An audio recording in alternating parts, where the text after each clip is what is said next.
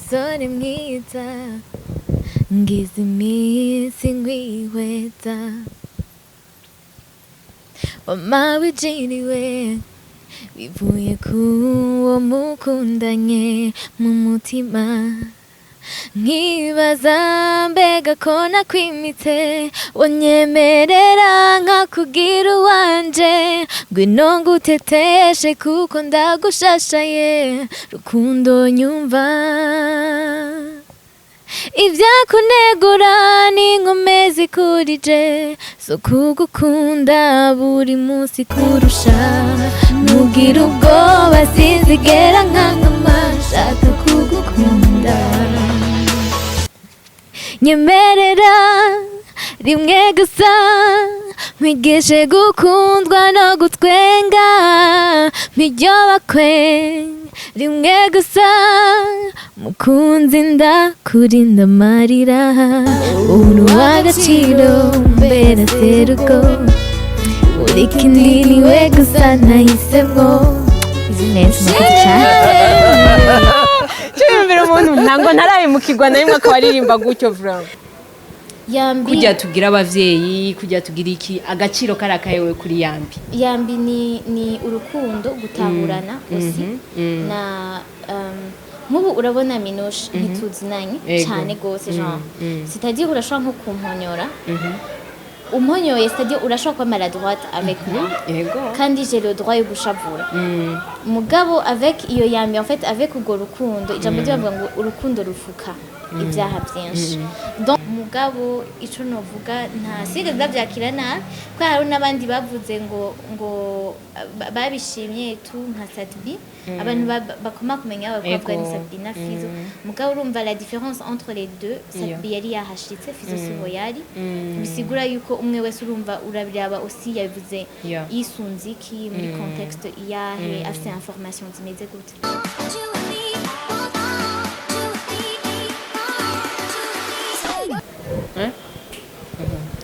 bakunze wa Magic TV mumeze gute murakomeye kuri mikomana ko ari rukundo Ange Minouche hama kandi nkuko mubizi ni rya mbere mubonye ngize Jean kiganiro nambaye masque ni ibintu bitangaje cyane ndabizi ko muza kugira commentaire kuri ico kintu ariko reka nakira abantu banje dore kuri TETERO dore les femmes d'abord OK turakora nk'injetete meze neza ko ari wasamaye none no nako ndaraba abakunzi aho ndabarabira vuga ndabaramu hose barahari yambu cyane Minouche umeze neza n'abakunzi ba Magic TV ego turabakiriye namwe muri Magic TV murakoze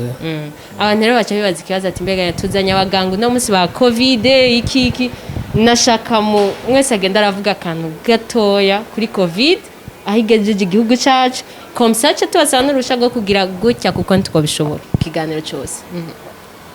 dore kwa TETERO kandi yego alors la raison pour laquelle John sigaye nguma nambara masque nuko vyakweri corona iri réel irahari kandi tutikingiye turagira ingorane usanga abantu bariko barapfa abantu bagwaye usanga amasoins intensifs ubu uyayuzemo non sindayigwara ngo usanga byuzuyemo abantu bagwaye covid kandi urabona ngaha aye mu gihugu cacu nibaza yuko ibitaro byose Jean bigiye kuzura kubera covid birateye isoni cyane kandi tuzi ngene twoyikingira muno musi ncana yako ndavuga ati uno musi nagendeye ahantu henshi ntuzi naramukanije nande naciye hehe naje ntuzi isuku mfise nkaca ndakwandura nikingiye nkambara mask mba ndagukingiye nawe kandi nanje mba nikingiye kandi tukaba tugabanije amachance ya covid ngaha aye mu gihugu cyacu ego pasi nawe kivuze kiki boni ndamuhojanya muri iyo uko bivuze kandi je ndamuhojanya ntusha cyane le point yerekeye ko ngo bamubajije ngo yari umaze kuyigwara bakusha batayigwaye mugabo jina warayigwaye hanyuma nimba nogerageza gato kuvuga ingene nayigwaye je nayanduye natwaye umuntu mu muduga ayigwaye wari ubizi ko ayigwaye navyo narinzi nabimenye tumaranye nk'amasaha nk'atandatu turiko turagenda ntigeze bikubwira na kimwe nigeze menya alors turagenda voyage turagenda ahantu twari twagiye gufasha abantu turagaruka hanyuma ndabimenya twagarutse twavuyeyo turiko turasangira ahantu donc inyuma yaho ari nacyo cya kabiri nashaka kuvuga c'est pour répondre à l'appel y'abautorité bacu urabidusaba cyane yuko tugerageza guhana distance bakadusaba yuko tugerageza kuza turambara mask aho bikenewe cyane cyane mu bantu benshi rero kuyambara iki gihe umengo ni byiza kuko ijambo ry'Imana rivuga ngo kumvira bita gutanga ikimazi kuvuga ngo nta kintu ushobora gukora ushobora ari ikintu gikomeye cyane gisumba kumvira ikintu wumva ko ukwiye kumvira donc ni muri izo sense zibiri nk'uwahora agwaye yumva ko ategerezwa gukingira abandi mu gihe nawe yanduye ayandujwe uko nyene ya canke kubera kunegirija kuyica hanyuma ikindi nibaza ko nabivuga ko c'est désolant numva umenga birababaje kubona nshobora kuba ndi mu rugo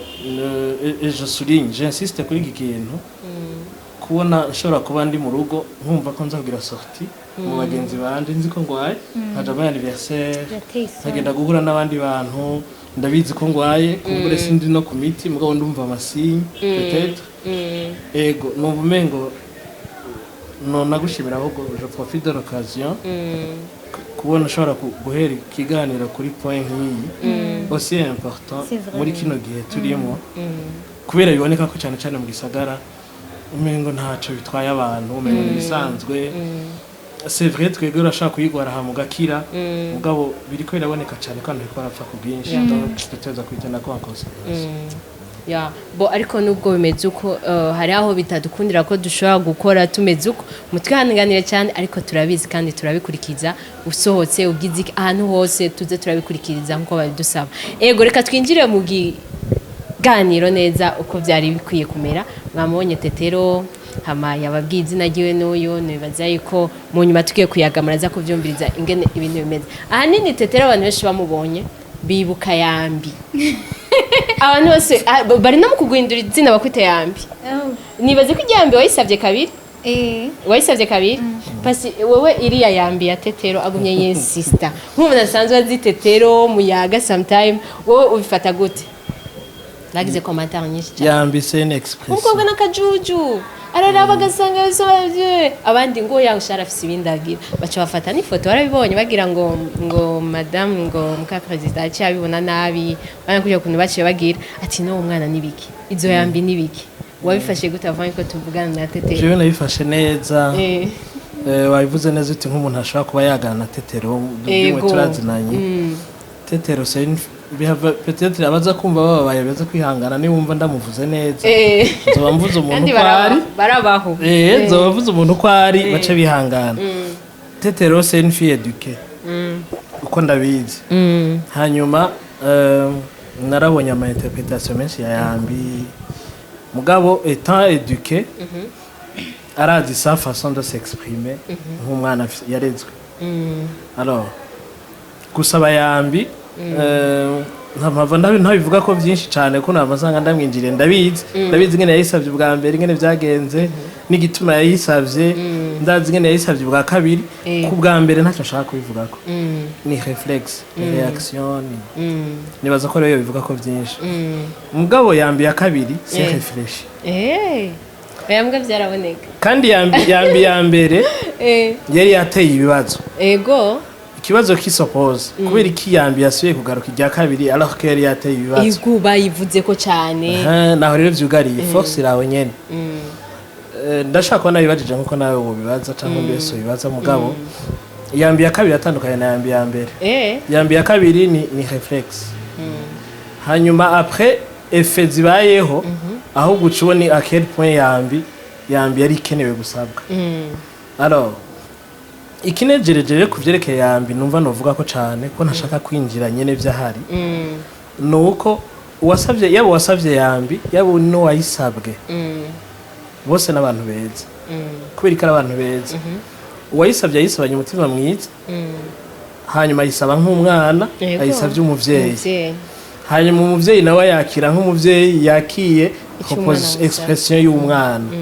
alors ko abandi bari biyatanze yuko kagakobwa nikisonera kagomba kutugwishiriza umubahwa Nyenicubahiro akakana kagomba wa muntu wa muntu twese twubaha wewe yavyakiriye nk'umuvyeyi ahubwo aranamenya aradekoda nico rero nshaka gusurenya ko cyane kubera iki tugira amakomantere menshi nyene ivyo yaramenye ivyo ari vyo sinzi ko wumvirije igihe yishura tetero kuri stade niho twari turi yaramubwiye ngo nta kibazo tetero awe en contact na protocole hama bazomuzane nditeguye kwakira imigambi ko tubonana dukubu yarumvise ko hari imigambi yarumviye yego yaratahuye no message yego wewe yaratahuye ivyo ari vyo rero tetero yambi yasavye c'est une expression y'umwana ari eduqué apana umwana atagira indero hama umuvyeyi nawe arayakira neza aranamenya ko bwa bundi yayambi ya quelque chose derrière wenyine acana kivuga tetera atarana kimubarira qu'est-ce qui était derrière c'est le dialogue c'est l'échange y'umwana na papa ama conseil remerciement ndabizi ko mukunda cyane akunda n'ibintu akora n'ingene ariko arahindura ibintu mu gihugu naho yogenda po kumubwira merci je naza ko yavuga ati jewe nashikira umukuru w'igihugu namubwira merci ntabwo byari kugira effet nk'iki il mérite un grand merci uravye ingene ariko arakora aramerita merci merci y'umuntu amwankouraja numva umenga cyo bari ikintu ciza nibaza ko mura munamumva ariko aravuga amakomantere y'abantu bayanga ariko nihute vraiment ngo naka ngo baratumire nabi muri iki gihe alors ataronse umumerera nabi akaronka umuntu amubwira merci c'est très important mugabo ndazi ko atandura byari gutera yambi rero ikiryoshe gusumba ibindi kinantranquiliza n'ubu menga ahubwo no kwankuraja yambi yo kwa tetero nuko nyeneyo des concernés babiri mu mahoro menshi n'umutima mwiza mwinshi abo biteye ibibazo nabatashoboye kudekoda deep wara tetero reka cyo tugenda kuri ako kana uribuka avamo gitangura kubonana ugisaba yambi nkuko abitubwiye basi yambi yawe yari yambi nyene irata cifisi inyuma ariko mu nyuma uraraba ati kajya kana nugakorera ko nubu kuki washatse kugakorera ko nubu kandi ubu gafise yindi siguro alors urakoze d'abord ku kibazo ikintu ca mbere yambi en fait la première fois mbaza yambi yari uhuye na president umusabiki yego sinumva umengo sinamusaba amafaranga kubera système zose zo kuyaronka zirahari ngaha mu gihugu hariho banque des jeunes hariho ijya projet d'appui y'ama projet y'aba jeunes hanyuma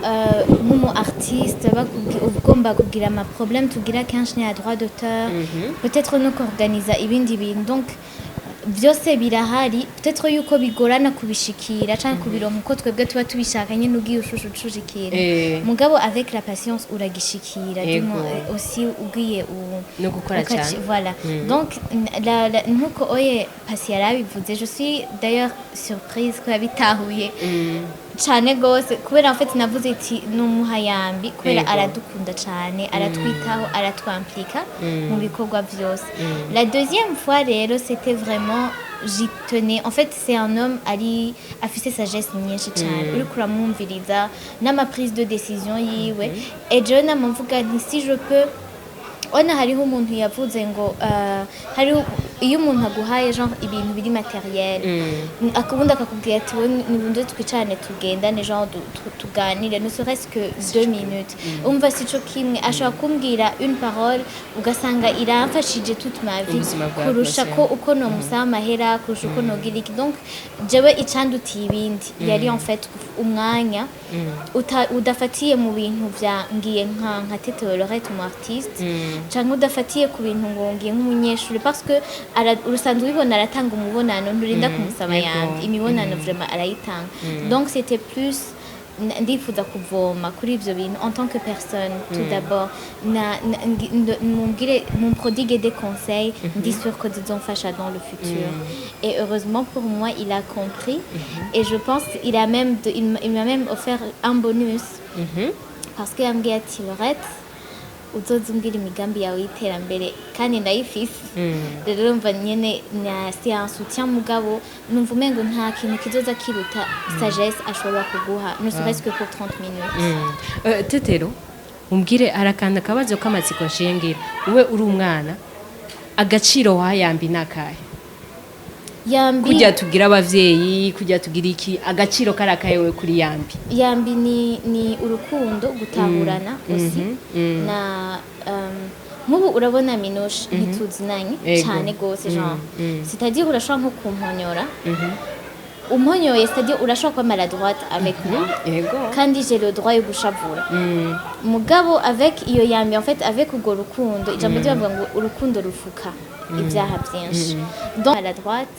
ko wavuze peut-être amajambo atajanye ko wagize iki nkavuga ati okay patience mwana yakuze afite affection nyinshi abavyeyi ngira ndibaza nuvyumva nawe uravyumva unatanga icafisi basi nawe donc urumva rero ni nk'ivyo umuntu aragutunga donc urantunga nuko nyene mba meze nous ne serons jamais parfaits ou parfaites mugabo kuvuga ati okay ndabifutse dufuka ivyo byose bishobora kudutandukanya nimba ari ciza nshobora kuguha undakiguhe canke ari ciza ushobora kumpa ukima donc c'est ça iyo yambi ni kurengera utwo tuntu dushobora kuba kubitandukanya hama mukashika ku kintu ciza ikibazo ca nyuma kirekeye ku bintu vya yambi nibaza na pasi yashobora no kugira ica abivuze ko hariho abaririmbyi bakomeye ngaha mu gihugu cacu banditse ku mastatut baravuga ati hari ibindi yari gusaba droit d'auteur bandi baravuga ngo by'amakaraoke benshi bavuze byinshi n'abandi dutangwa no gucreate ibintu byinshi nyene bakabona Francine yirutse ngo ukwiye yambi nuyusha ngo bandi nibabireka donc bijya wewe ubiravye wabifashe gute commentaires z'abaririmbyi nkawe bavuga bati sister wacu kweri wosaba kweri yambi kweri sindavyakira nabi kubera umuntu wese afite droit à sa propre opinion hama twese turakwiriye yambi ya president parce que turabana twese nta mwana n'ikinone c'est pas ngurumva ngo bampa yambi kubera ndi mwiza kurusha abandi ndirimba neza kurusha abandi oya nibaza yuko yabafatira kuri ibyo OS ntitwaba turi ngaha ayo no munsi mugabo ikindi naco ari wavuze nk'amakaraoke yego mais urumva ni guconsidera izo karaoke bazihagaritse kubera iki turi toujours muri ya contexte ya covid hari abandi bavuze droit d'auteur la question usanga urabaza ati est-ce que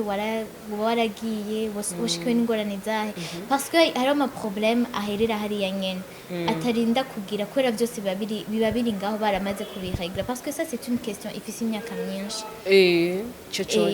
ifise imyaka myinshi kandi na generali yandikishije ama droit d'auteur j'ai déjà mon propre dossier et mugabo ndabizi ko bigorana kuronkora abagutuma ama documents menshi c'est vraiment sérieux gose donc rero urumva udafite patience birakugora usanga wabihebye mugabo ico novuga nta siga ndavyakira nabi ko hari n'abandi bavuze ngo babishimye tu nka Satbi abantu bakoma kumenya abakobwa ni Satbi na Fizzo mugabo urumva la différence entre les deux Satbi yari yahashitse Fizzo siho yari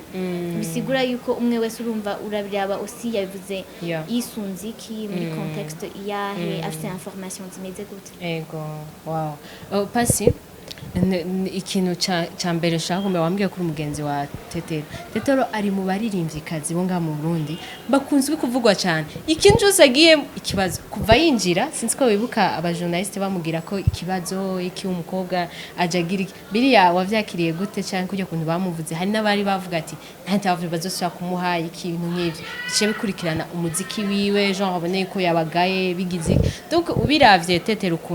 uko kunaguma avugwa kenshi kandi bakamujajinga mu bintu bibi nta bintu vyiza kenshi bakunze kugira n'ibintu batora uko nyene bakabigira bibi bikabingorana ubona bimukurikirana muri carrière yiwe nk'umugenzi ari hafi yiwe ni publicité pour moi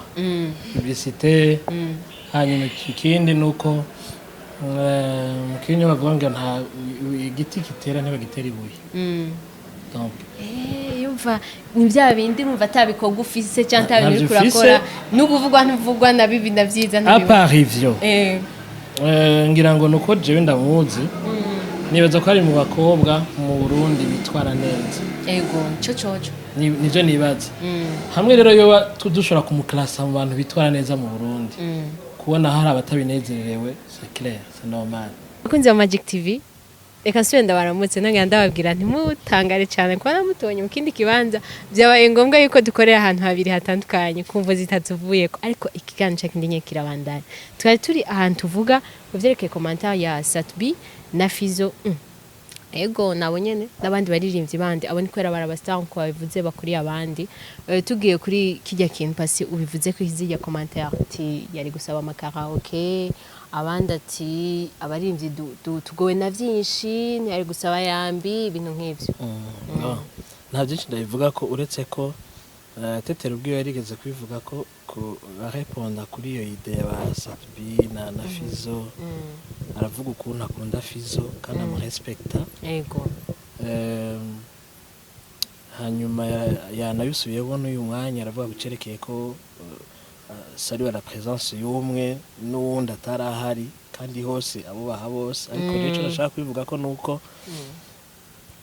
ni nkuko yari yabivuze muri emission nigeze kumva ariko aravuga n'uburenganzira bw'umuntu wari we wese yaba umuririmbyi canke ataba umuririmbyi kugira commentaire ku kintu yakoze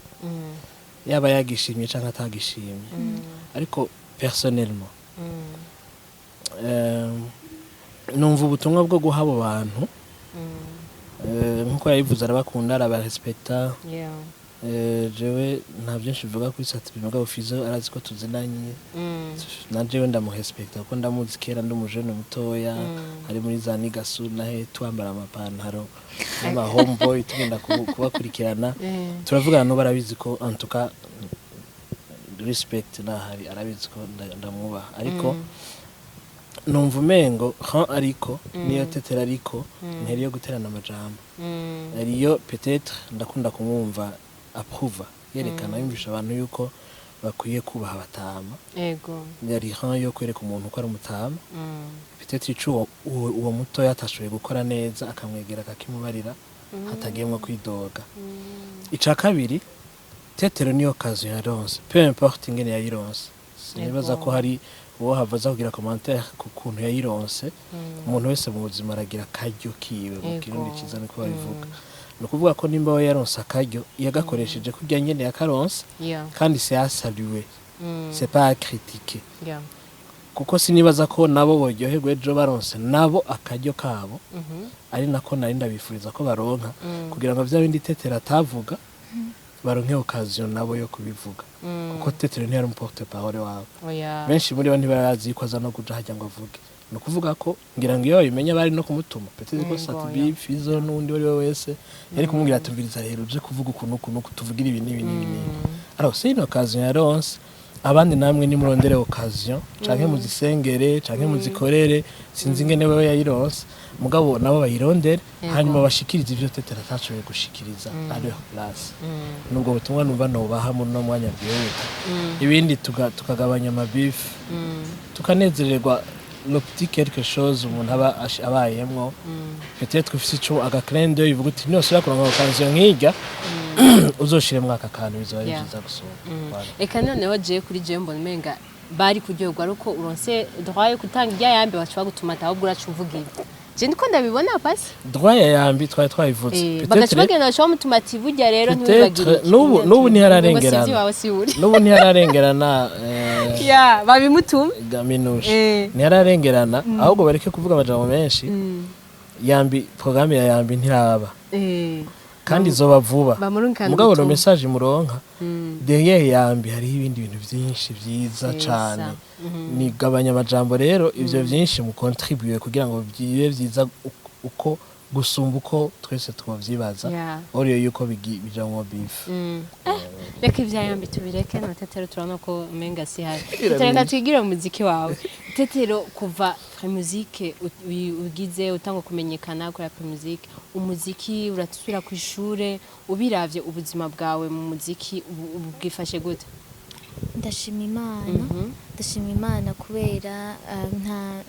novuga ko byose byahuriranye en fait ari uko nari narabyiteguriye kuva kera wari ubizi ko uzotwara musique oya ngabo umuziki nari ndabizi ko nzowukora rero urumva uca usanga kuririmba no kuja ku ishure deja niga ibintu bifavoriza umuziki d'ailleurs urumva ushobora gukoresha mu muziki rero urumva biranyorohereza cyane donc sinovuga ngo hariho intambamyi kanaka plutôt biri complémentaire bivanye aussi n'ama message ni tetero dukunze kubona mubona no mu evenement ajanye n'ibintu by'igihugu sometime canke mu bindi afasha abagenzi tetero nivyo babirimo byo organiza ama evenement canke n'ivyo abantu byo gufasha abagenzi oya navyo ndabigira igihe nafata programme canke objectif yo kurondera amahera tout simplement gahunda ni kurondera faranga aho riri hose okay donc urumva canja no muri événementiel uraja mu bintu bitandukanye ego ku murundi kazi uravye umuziki ingene umeze Tetero ahejeje ishuri akagaruka kuba mu Burundi Tetero azobandanya umuziki canke uravuga ati wapingira nkurikirana by'amashuri ko umuziki urabona ingene umeze mu Burundi Ego alors umuziki mu Burundi ntumeze nabi ntumeze nabi gusa nibaza yuko kubera abantu usanga peut-être hariho utuntu tumwe nuvuga tutaraja ku murongo mugabo urabona ubu uye indirimbo zawe par exemple nk'umuntu nka Pasi arazizi kandi akumva yuko yo gufasha deja ico ni ikintu gihambaye cyane kandi kigushikana kure ubona yuko turagira flambeau de la paix usanga hariyo abarundi bakararirimba c'est pas abandi bantu donc ntumeze nabi gusa turacafise impinga yo kugenda urugendo runini voilà racari rurerure kugira ngo dushobore gushikaho artiste abeshwaho n'ivyo n'indirimbo ziwe rero pour répondre à ta question jewe ndafise programme yo kugira carrière mu bindi bintu à côté de la musique kandi j'espère yuko musique yanje umuziki wanje uzofasha carrière yanje ndiko ndapoursuivre kugira ngo izohave itera imbere ningoga hari n'ikintu namenye no musiko Pasi nawe nyene aririmba Pasi warabihevye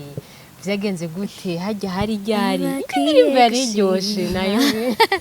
yariryoshe kandi bo biratanga ntibonamenya ko ari igitangura ahubwo reka nabwire je nayibonye ntihaize igihe kirekire hama abimbwiye yabimbwiye nyene nk'umuntu nyene avuga ati Jean ntubivuge ariko iri kuri YouTube ariko oya urarabona na publicité yayigiriye urabona yuko ari akantu nyene yagize kugira yaratweye mu kabati nyene just nyene kuri YouTube rero urumva ubwo ugiye kuyumveza ahubwo ndi ucubona yuko ari umuntu asenga cyane ntabyo twari tuzi ntibyanaboneka pastor basi ngira icyo tubwiye ko izinyandere ni nyinshi canke ni ryayo nyene twabonye indirimbo abakwiye gushima n'indirimbo twasoranye na Prince Mushindi harimo n'umuntu witwa John hanyuma mwari muvuze yuko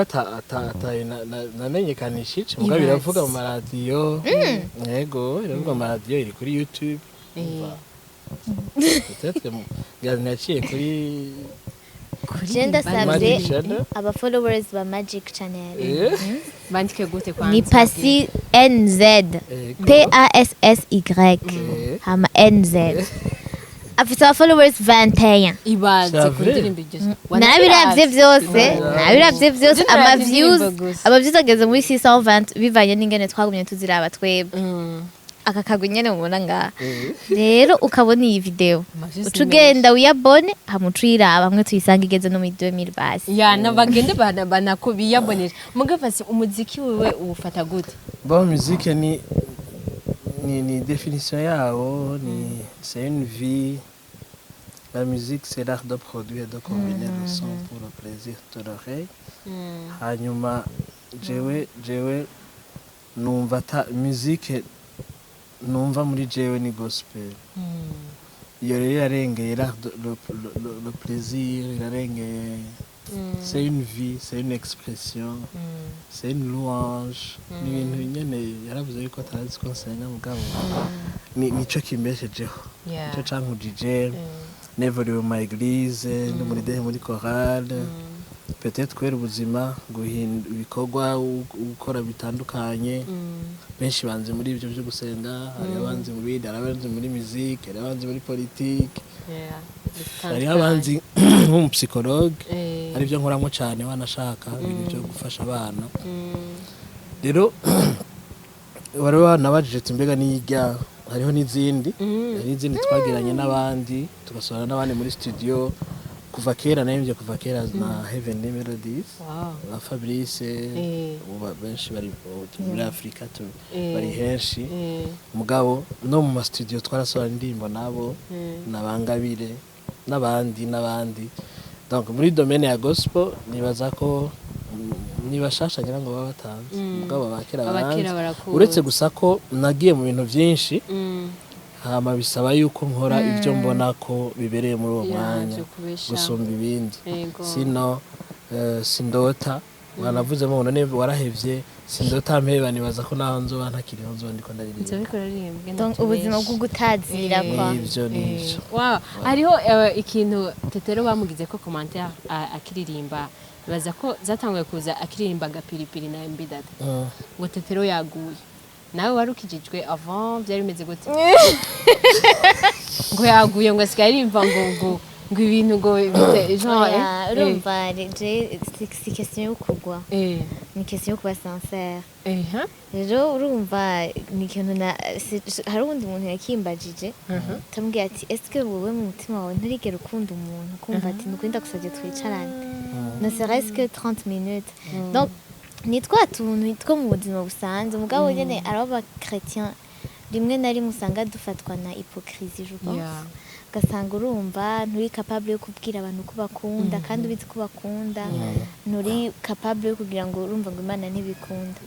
et pourtant Imana nivyo tubwira kugenda na generosité yo mu mutima kugira iki nta bintu vy'ibisutwa vraiment nigera ndirimba gusa rero urumva umuntu abashakanye ne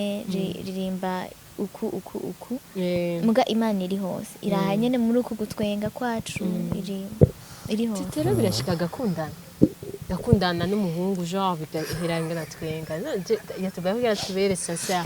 tubwira birazimaze gushika tutari gakunda cyane oyereka basi tuca tukubwira ingene tukubona no muri commentaire kuko ntibimusa Tetero yuko adashobora gukundana bebe ngo ntiharagera ibintu by'abahungu basi navyo ubona na murabe n'ubunyene mu mazi afite kugira ntiharagera uzo hazogeragera no kuza Twitter oya ninavyumvamo ntiharagera ivyo ntushobora kubi programme gahageze azohagera nta mu ex n'umufisi kora hataragera ntiharagera nturatangwa na rimwe ntiharagera mugabo bijya vyo gukundana nyene vy'abajana narabigize sinobesha warigeze mugabo ngo urumva ngo ibintu birebire cyangwa uburindire vyanje uri sérieux vyande atari vy'uburofa ego urumva urafata programme ubatije ndiko ndiga ndiko ndaririmba ndiko ndondera ubuzima umva sinoca nshaka ko n'umusherina izo ni ingorane cyane zikomeye oya ni responsabilité question de choix reka ikiganiro cyacu mu kukirangiza ndifuza yuko mushobora kuturirimbira kane indirimbo imwe muhuriza kajya nyene iyo muhuriza ko mwese muri babiri nakwibuka neza amwe turaregera repetition iyo muhuriza ko agapiripiri yari iyo ari yose mushaka nta ndimbo zo muri canticodes yabimbwira ishaka yo mugire wewe mwibutse wawe mbega urukundo uburyo yesa kurimba voyage ushaka kurimba voyage uko ushaka okay turimba ijya mbere twese cyane tuvaga amavuwa ndaguha sawa twagiye rero ndirimba rero ndaguhe genda ndaguhe ijya kabiri oya tuvange voix umwe ijya mbere ubundi irindi cyangwa twese turimba ijya mbere twese uburyo yesa nkunda burantangaza cyane ubuntu yangiriye nibwo bubimenyesha ndonsama horashitse n'umunezero mwinshi duwa Yesu ndabizi nawe nyene nuwanje ndosamahoro ashitse n'umunezero mwinshi duwa Yesu ndabizi nawe nyene nuwanje nta muto twora amashi ndababwira ko hageze nta difference ngeze numva y'amajwi okay numva mwese bisa hariho byari ntuze ko ari umusitari mutazi nabyumvise ko arenze nabyumvise icyo cyose reka ndabashimire cyane basha mwakoze cyane partage le plaisir est partagé turarusha kubera nyene Kuririmba, ya. urumva twaririmbye twagiye mu bibanza vyinshi hayo ivyo no munsi harya mubona abakuzi ba Magic TV tubashije vyinshi cyane muga ko tutahinduye impuzu murabibona ko ari vya kandi n'ibiganiro vyawe vyandi nyene mwihangane reka ndabashimire basha mwakoze cyane jewe ndagushimiye cyane tout d'abord kubera nama ndabivuga abakobwa bafata le courage à deux mains bagatangura gukora ibikorwa bagatangura urabona nk'akadazi kora akazi katoroshe rero urumva ndagushimiye cyane kuba wampaye wanteye iteka ukantumira muri studio za Magic Channel Imana ibahezagire cyane na cameraman amen Scott amen natwaduteye iteka merci beaucoup namwe mwakoze kutwibwira ko ibikorwa byiza na bonne chance ego mwakoze namwe mwaduhaye umwanya wanyu turabakunda cyane murabizi nimwe ba boss dufise tuma tubabwira kuba mudukurikirana n'ubu twabibasavye mwabize ko hari yandika pasi NZ zifatanye ego hajeho n'ababone en tout cas Magic TV hari abakijijwe kandi ndabize ndazi ko mukijijwe bose barakijijwe bose barakijijwe no iyo ndirimbo n'abantu ijana basi biyabonishwe nitwigo turabasaba je ndagubwiye ugende urabe gusa uyugurure mu mutima wawe n'utumva ikintu kikugobera kwiyabona urashaka kajya kantu gatukura urashaka ureke wow muravyumva tetero ntari ndakuba nivyo nyene reka ndabashimire cyane ndababwira ko tubakunda cyane ciao ciao bye